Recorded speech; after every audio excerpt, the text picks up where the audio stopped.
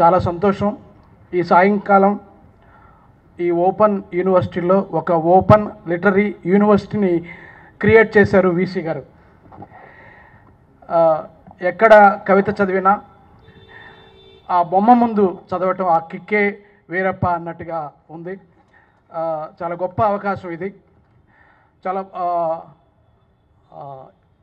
ఇది వినిపించదనంచు మదినించద మిత్రులకు గళస్థ గాద్గదికమ్ము లోచనాంత బహుదాశ్రుత బాష్పసదమ్ము స్పందనాస్పద హృదయము నా పనికి చాలక చేశాడు అనే మాట గుర్తొస్తుంది.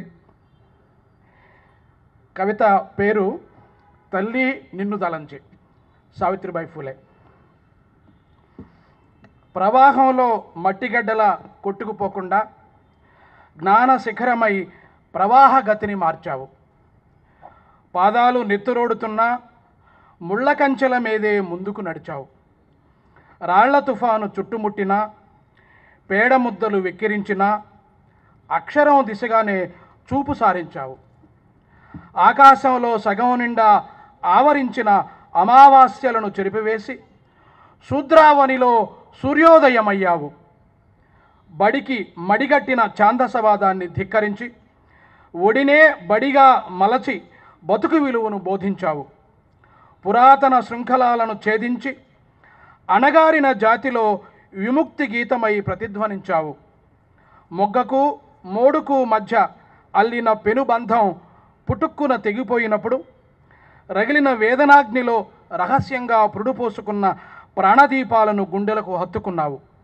మొగ్గకు మోడుకు మధ్య అల్లిన పెనుబంధం పుట్టుక్కున తెగిపోయినప్పుడు రగిలిన వేదనాగ్నిలో రహస్యంగా పురుడుపోసుకున్న ప్రాణదీపాలను గుండెలకు హత్తుకున్నావు. సత్యశోధన పథంలో సాంస్కృతిక విప్లవ జ్యోతివై ప్రజ్వలించావు. కాలం మారింది కానీ కొత్త కొత్త నేరాలు ఘోరాలు ఇంకా బుసలు కొడుతున్నాయి తల్లి. ఇప్పుడు మేము తరగతి గదికి బొట్టు పెట్టి పాఠాలకు పాత రంగులు వేస్తున్నాము. తరగతి గదికి బొట్టు పెట్టి పాఠాలకు పాత రంగులు వేస్తున్నాము. చరిత్ర చెవుల్లో సీసం పోస్తున్నాము. సమన్యాయం నాలుక మీద కుటిల బీజాలు నాటుతున్నాం. తాళం వేసి గొళ్ళెం మరిచినట్లు సంవిధానాన్ని విస్మరించి ప్రజాస్వామ్యానికి తాత్పర్యం వల్లిస్తున్నాం.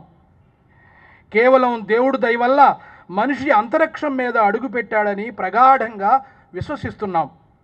ఈ తిరోగమన తిమిరంలో కొడిగట్టిపోతున్న మాకు ఇప్పుడు హఠాత్తుగా ఒక తాత్విక చైతన్యం కావాలి. తల్లి, చదువుల జాబిల్లి, మమ్మల్ని నీ పాఠశాలలో చేర్చుకుని పిడికెడు జ్ఞానభిక్ష పెడతావా ప్లీజ్? థ్యాంక్ యూ అందరికీ.